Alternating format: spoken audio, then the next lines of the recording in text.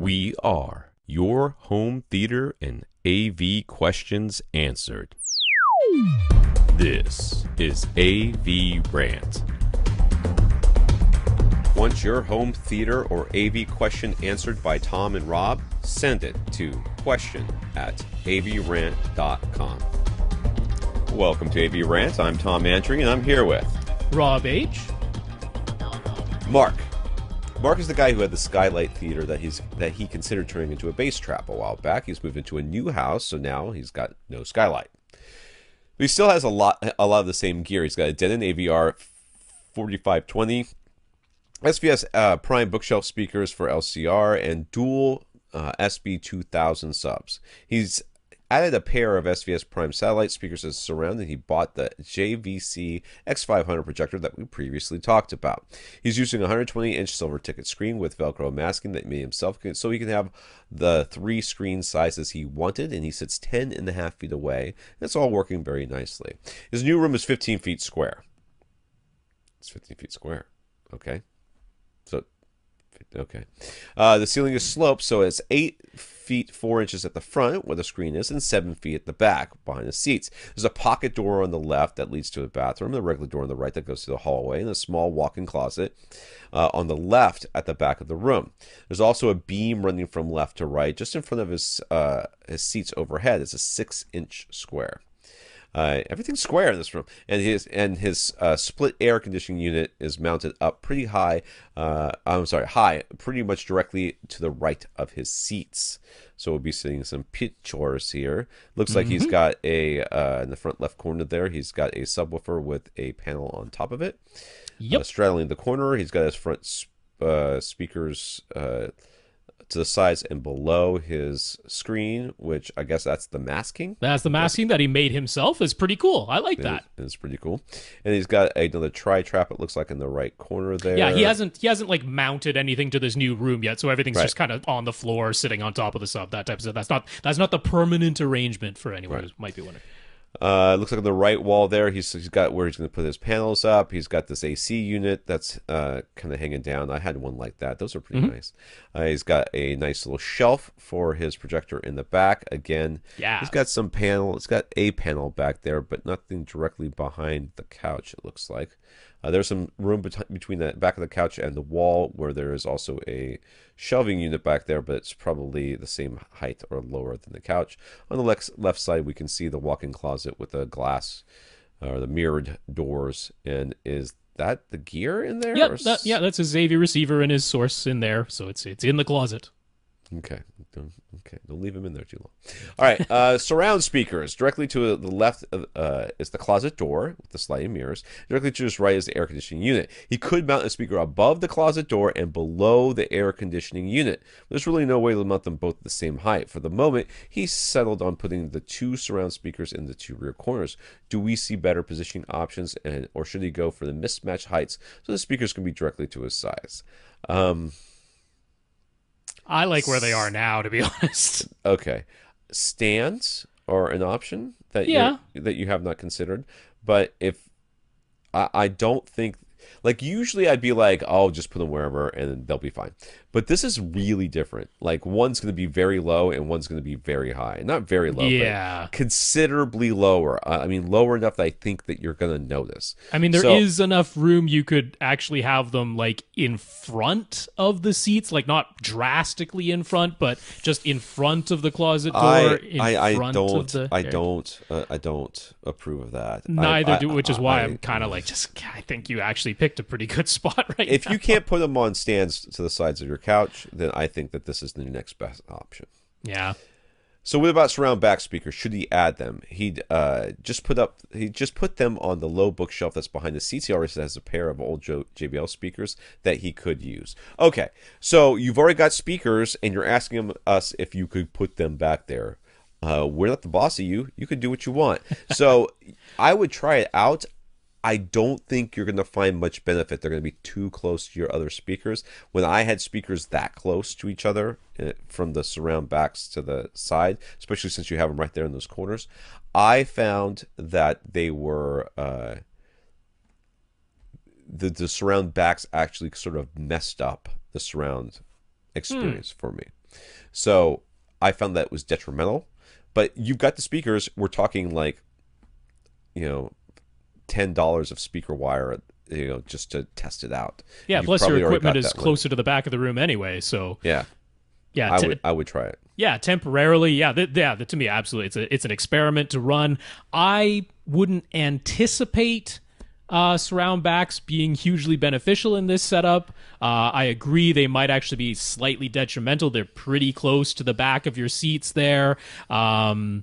Yeah, and your surround speakers are already behind your seating position, so I wouldn't anticipate a huge benefit. But why not give it a try? It's not going to hurt anything to do it temporarily. Yeah. So since the room is pretty much a perfect square, he's been leaving the closet door open. He's able to keep his gear in there, so that's nice. But he's wondering if he should put a whole bunch of insulation in there and basically turn it into a gigantic bass trap. Would that be worthwhile? This dude loves to shove insulation in things. He likes the idea of a big bass trap somewhere. There's no reason. Okay, first of all, I would, not only would I, but I did when I had doors in my home theater. First of all, how are these doors not shaking and bugging you? Because they should be. If not, then what your subwoofers doing that is just so wrong. Because they should be able to rock this place, and those doors should shake and rattle and be irritating. I would take the doors off and put them in storage someplace. And then, yeah, why not? I would. You do seem to have some closets here, so maybe you can't do that, and that's fine too. But if it's going to be nothing but AV gear in there, take the doors off, put up some curtains over this thing. Some nice whatever curtains, and so that you can close the thing off. And then sure, why not throw some bass trapping in there? I've got a tri-trap in my little closet. It's just sitting back there because where else is it going to be? I had no other corners for it, so I put it back there. And I see no reason why you can't do that. Yeah, similar to the stairwell earlier, sound is going to be bouncing around in there. Yeah. So if you can just knock down that bouncing around by putting some insulation in there, and it doesn't have to look pretty, if you put a little curtain up just to cover the opening, that's acoustically transparent but visually opaque. Yeah, I'd absolutely put. I mean, you don't have to fill the thing with insulation. Let's not go absolutely insane. But yeah, just some loose insulation in that closet for sure. Yeah. So he already has 7 absorption panels. They're all 2 foot by 4 foot and 2 inches thick. He made them himself, and he's happy to make more, including thicker ones for better bass trapping. He's trying to figure out the best places to put them, though. He isn't opposed to putting panels on the ceiling. He'd be fine with straddling any of the corners, too. One catches that the pocket door to the bathroom and the regular door to the hallway are basically right at the first reflection points. He could mount a panel on the regular door, but the pocket door is a challenge. Would it be bad to have absorption on one side and not the other? What are overall suggestions for panel placement? Well, first of all, as we look around this room, we can already kind of see your panel placement, and with the only exception being that you don't have one right in that space between the 2 windows behind your head, where I think you could maybe put one back there. I think your panel placement looks pretty dang good, dude. I would definitely. I mean, the more corners you can straddle, the better off you'd be. Now, what you're talking about here is these first reflection points is an issue. I would not do one and not the other. And if there's no reason you can't do both, and you do both by having your panels movable and on a stand of some sort. Right, freestanding. And by doing that, you're going to have, this room's going to be, I don't think you need to really add that much more, especially if you put like a big old giant bass trap in that closet there. Yeah, once again, you don't want to go much beyond 30 to 40% of the total surface area covered in absorption. It starts to sound too dead if you go beyond that. Yeah.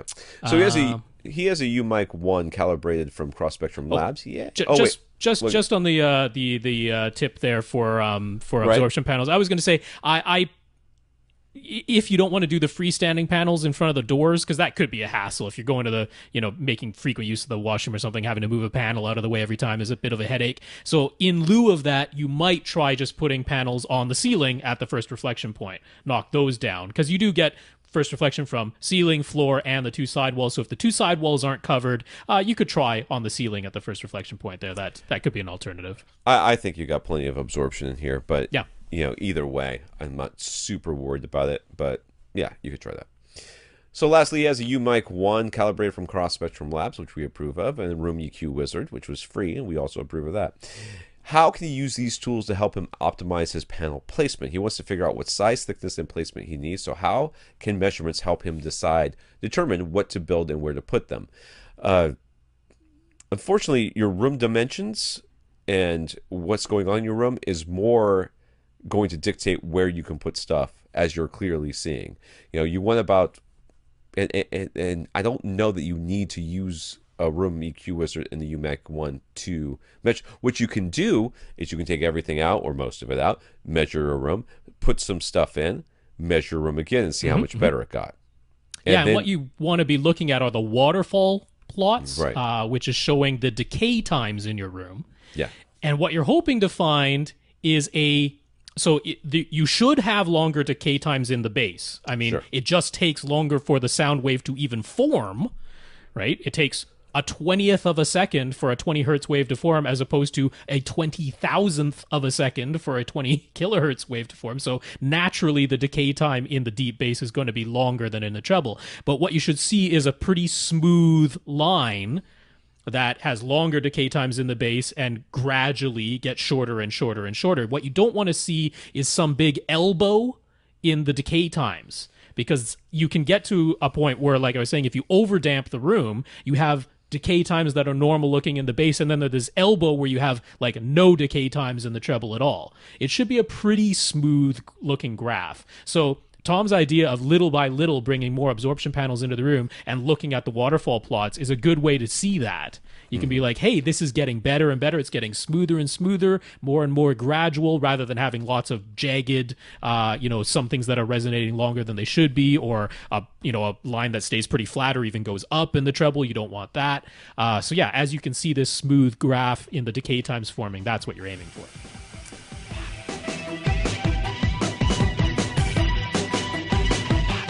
Want your question answered? Send it to question@avrant.com.